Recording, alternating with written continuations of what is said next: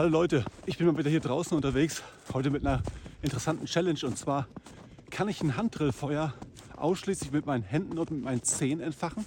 Also ich habe kein Messer dabei, keine anderen Werkzeuge, rein gar nichts. Wenn euch das interessiert, bleibt dran, es wird spannend. Wir gehen jetzt hier von folgendem Szenario aus.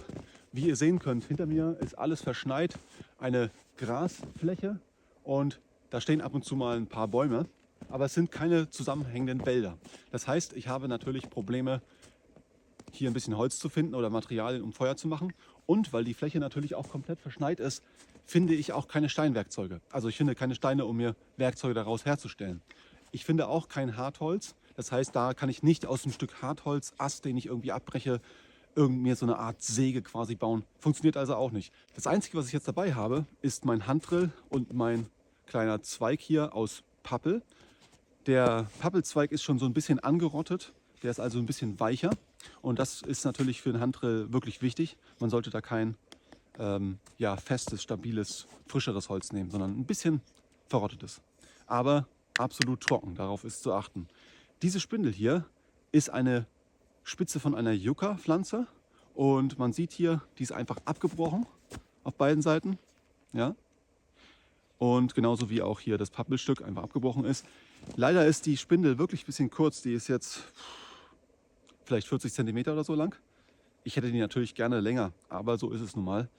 Die wachsen leider nicht so ganz lang gerade, sondern haben unten meistens eine ziemlich starke Krümmung. Das heißt, man muss einfach nehmen, was man kriegen kann. Außerdem habe ich hier in meiner Tasche ein bisschen getrocknetes Gras dabei und außerdem Grassamen und Brennnesselfaser. Ne? Und das Ganze hier schön getrocknet in meiner Tasche. Allerdings reicht das noch nicht aus, um damit die Flamme zu erzeugen. Ich muss also noch ein größeres Nest aus Gras hier irgendwie finden. Jetzt kommt eigentlich die Preisfrage. Kann ich es schaffen, diese Spindel und das Board so mit meinen Zähnen zu bearbeiten, dass ich da einerseits ein Loch habe, um den Bohrer anzusetzen, der Bohrer schön angespitzt ist und später auch dann eine Kerbe im Holz ist? Ich habe es noch nie versucht, und deswegen finden wir es jetzt gemeinsam raus. So, ja, also die größte Schwierigkeit ist eigentlich, dass, wenn ich jetzt meine Zähne einsetze, ich den ganzen Speichel, den ich im Mund habe, natürlich nicht auf das Holz übertragen darf. Das heißt, mein Mund muss so trocken wie irgendwie möglich sein. So, jetzt gucken wir mal. Ich glaube, ich werde jetzt erstmal die Spindel bearbeiten. Die ist eigentlich schon so, wie sie gefunden ist, sehr, sehr glatt. Ja? Und das obere Stück, was jetzt abgebrochen ist, das ist mir eigentlich egal. Könnte man jetzt auch ein bisschen verschönern hier, aber das stört mich nicht. Ich mache jetzt nur die Parts, die wirklich wichtig sind, worauf es ankommt. Und dazu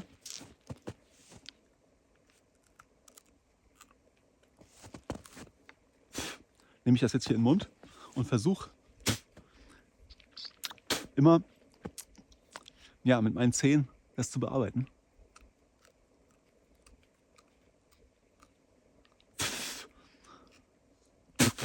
Und keine Ahnung, ob das schon ausreicht. Ich lasse es jetzt einfach mal so. Ja. Ich hätte gern, dass es eigentlich noch ein bisschen spitzer ist, aber das ist so ein bisschen morsch. Und ich möchte es auch nicht zu nass machen durch den Speichel. Und deswegen geht das jetzt erstmal sofort wieder hier in den Mantel rein. Und ich widme mich jetzt hier diesem komplizierteren Part. Wo setzen wir an? Erstmal versuche ich, das hier abzubrechen. Das geht schon mal. Mein Zahnarzt wäre wahrscheinlich jetzt nicht so begeistert, wenn er das sieht.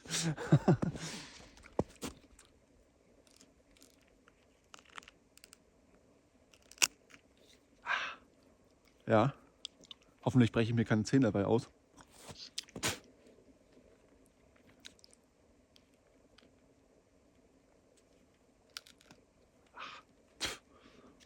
Okay, hier habe ich jetzt das Problem, dass hier zwei Äste zusammenkommen, und deswegen ist es an der Stelle ein bisschen härter, das Holz, weil das Kernholz quasi da drin ein bisschen zu stabil ist. Muss natürlich immer die Reste von dem Holz auch wieder aus dem Mund loswerden. Weiter im Text. Also,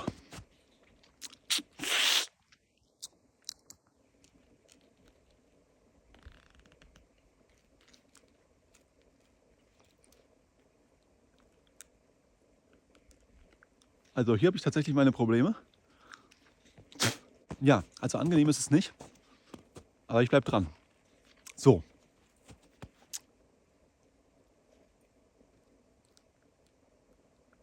Okay.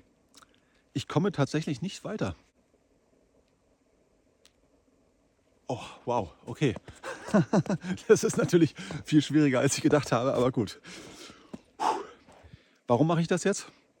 Ich muss jetzt hier ein Ende möglichst abgekaut haben, damit ich das Bohrloch hier am Rand ansetzen kann, um dann irgendwie das Stück auch noch in den Mund nehmen zu können, um die Kerbe da rein zu machen. Ja, und das geht natürlich nicht, wenn hier noch so ein langes, dickes Stück dran ist.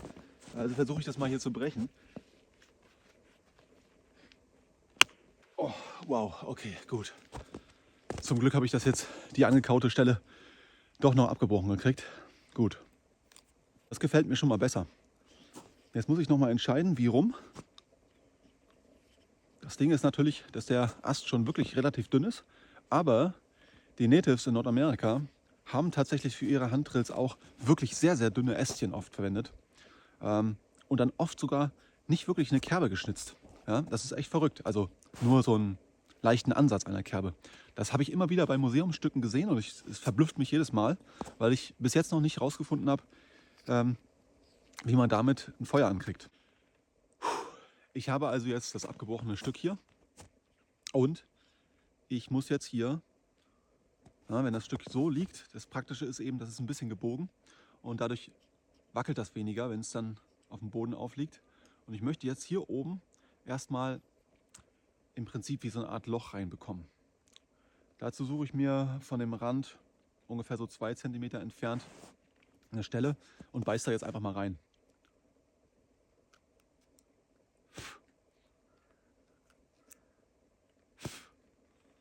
Ja, könnt ihr das sehen?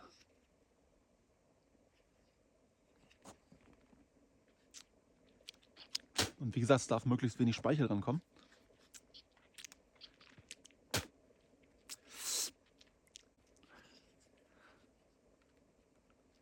Okay, also so weit ist es jetzt erstmal. Ja, mal gucken. Ich setze jetzt einfach mal die Spindel an und guck mal, wie viel ich jetzt noch machen muss. Oh Gott, ich sehe jetzt schon, so richtig gut funktioniert das nicht.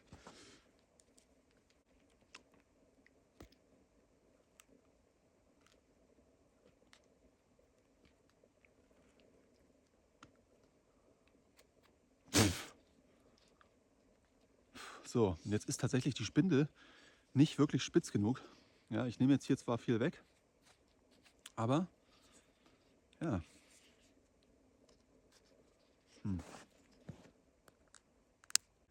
Okay, ich muss ein bisschen aufpassen. Jetzt habe ich hier schon wieder was von der Spindel hier abgebrochen. Die ist natürlich sehr, sehr weich.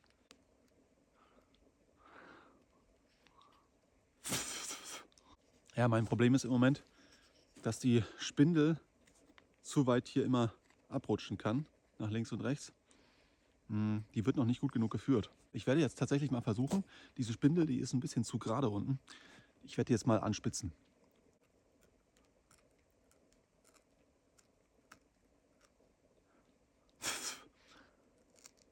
Der Punkt ist halt der, die Spindel muss spitz genug sein, damit das erste Einbrennen auf dem Board erfolgreich ist.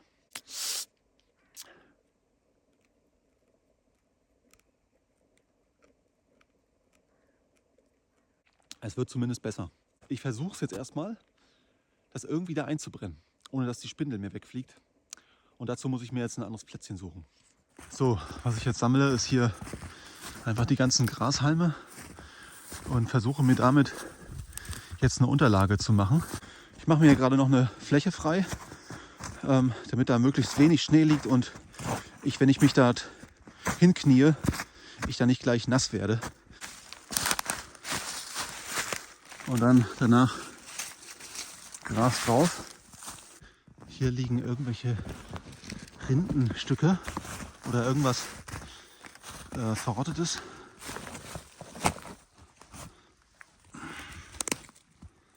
Ja, das ist doch schon mal, was. Oh, das hier ist wirklich schön trocken. Ja, das ist schon mal gut. Das ist schon mal eine schöne Unterlage. So, das lege ich dahin. Und dann werde ich hier so drauf knien. So. Und mit dem Ast hier, den werde ich dann quasi unter das Knie nehmen und dann hier vorne die Glut irgendwie auffangen. Dann wollen wir mal den ersten Versuch wagen.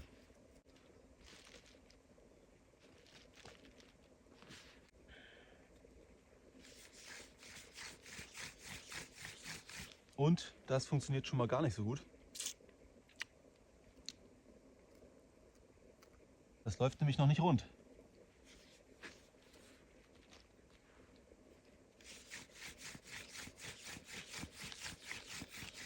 Okay, da passiert leider gar nicht so richtig was. Es eiert zu sehr in dem Loch hin und her.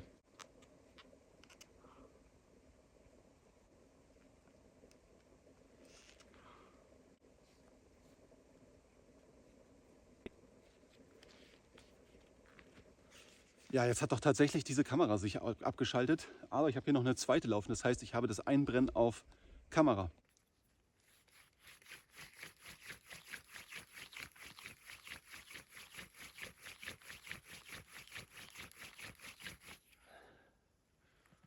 Oh, Leute, da passiert gar nichts. Ja, irgendwie muss ich das tatsächlich mit dem Einbrennen hinkriegen. Sonst geht es an der Stelle hier nicht weiter. Gut, ein weiterer Versuch. Ich versuche hier mit maximalem Druck zu arbeiten.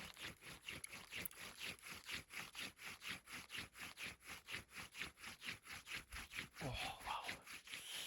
Und ich habe langsam wird's was. Oh, wow. Okay. Zumindest habe ich jetzt eine Führung eingebrannt. Das war das war nicht so einfach, sage ich euch.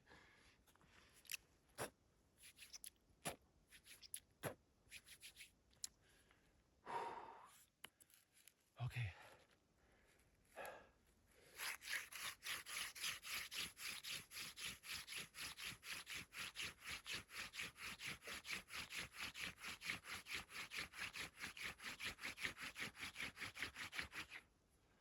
Okay, Leute.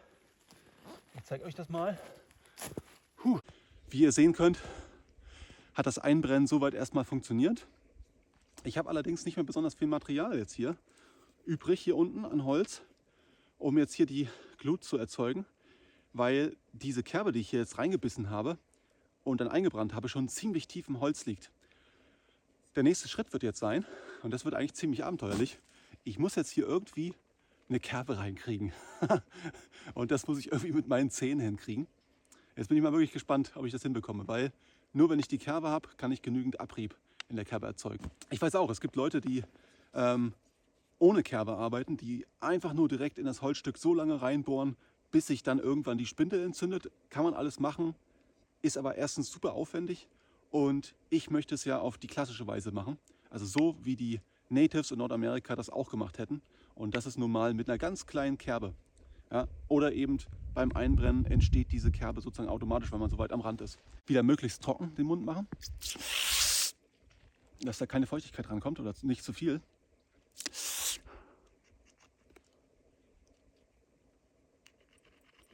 Und jetzt führe ich hier meinen Daumen an die Stelle, wo die Kerbe hin soll und leite sozusagen meine Zähne dann genau an der Stelle darüber.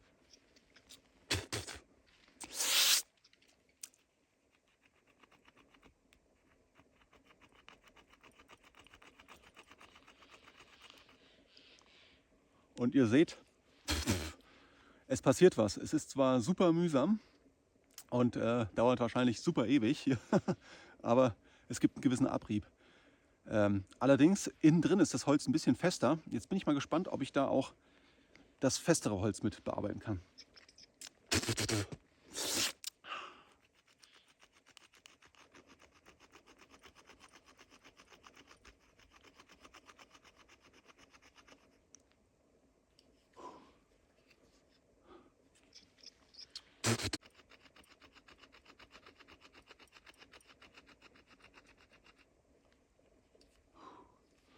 Ja, also ein bisschen muss ich noch. Ich würde sagen, na, 1/3 ungefähr habe ich jetzt geschafft. Weil man muss ja auch sagen, das äußere Material ist wesentlich weicher.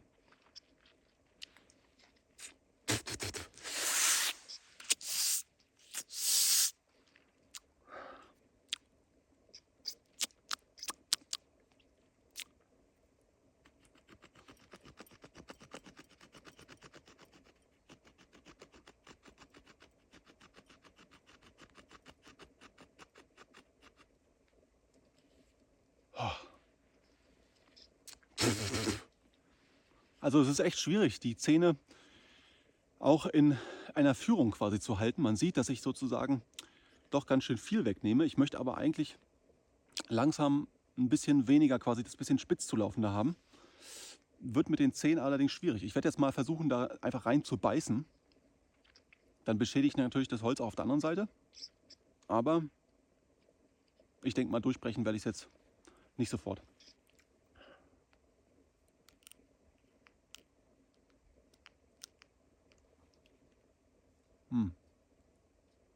Nee.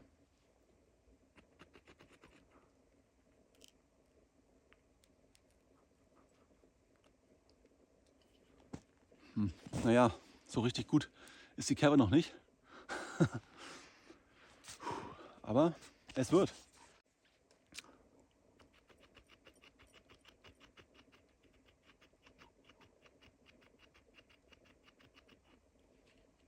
Okay, ich versuche mal meine Schneidezähne zu verwenden.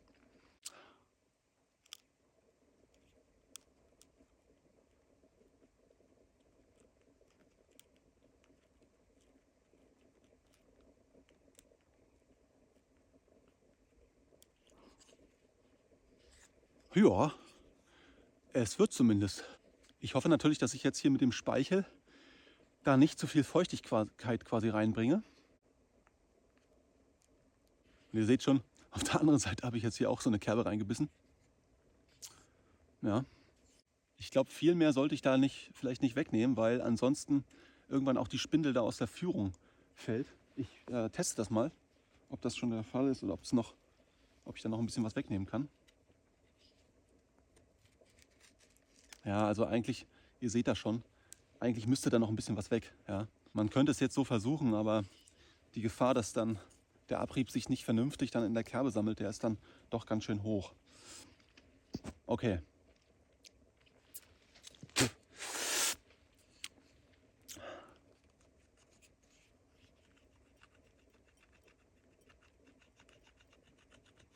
Mit dem Unterkiefer habe ich doch ein bisschen mehr Kraft und Kontrolle. Dann werde ich jetzt wieder lieber den Unterkiefer benutzen.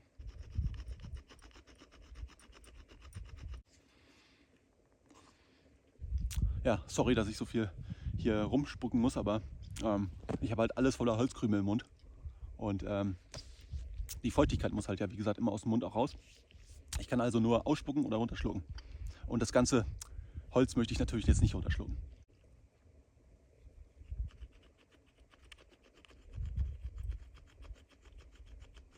Ja, soweit so gut.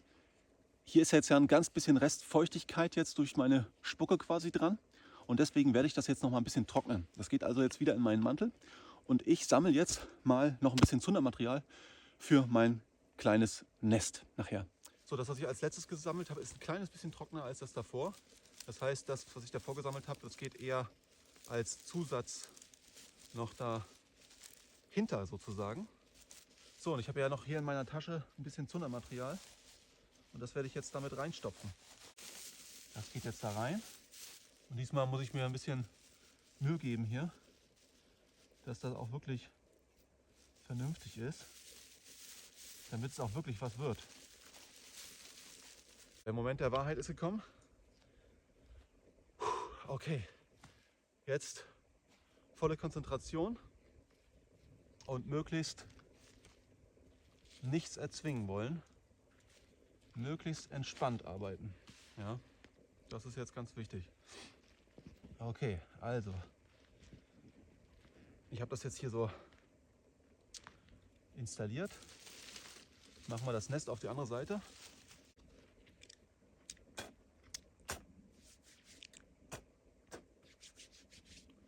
bisschen hier mit Spucke befeuchten. Und dann gucken wir mal.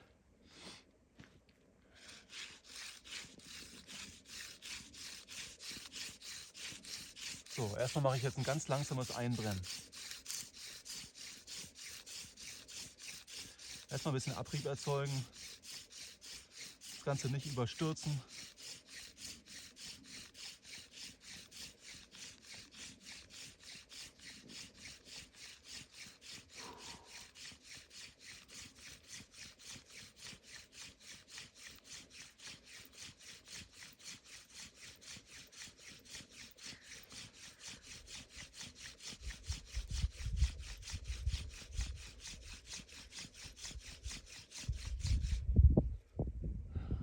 Sieht jetzt leider noch nicht gut aus.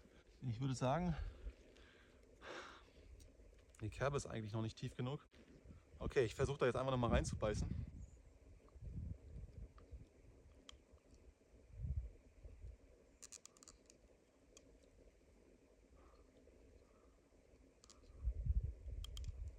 Ich sehe auch, dass der Ast halt, weil er ein bisschen krumm ist, ein bisschen von meiner Birkenrinde, die da drunter liegt, absteht. Und deswegen, das ist zwar toll, dass da viel Sauerstoff rankommt, also Luft, aber so gefällt mir es halt einfach noch nicht. Das sammelt sich dann einfach nicht gut genug da drin, der Abrieb. Das muss jetzt irgendwie klappen. Und jetzt sieht zumindest das erstmal besser aus, weil jetzt ist das Board auf der Birkenrinde auch aufliegend. Und da ist jetzt kein Abstand mehr. Das heißt, wenn ich jetzt Glut erzeuge, die sammelt sich dann jetzt also besser auf der Birkenrinde. Also, nächster Versuch.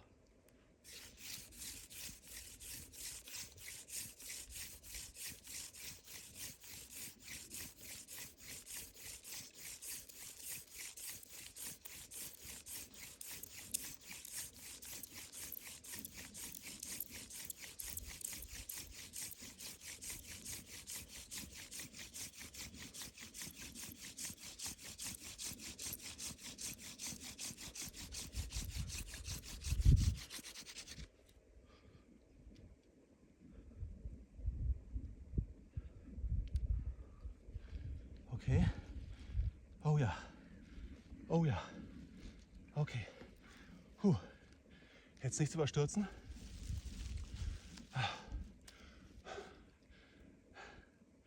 Also eine Glut ist da. Okay.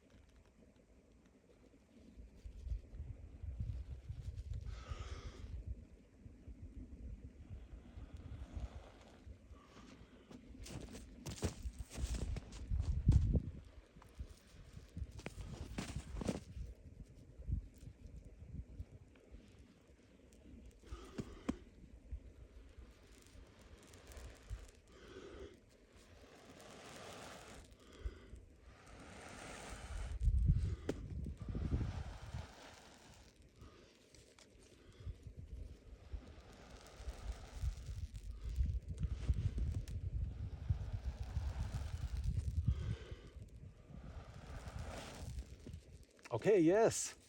Da ist die Flamme, Leute. Es hat tatsächlich funktioniert. Kaum zu glauben.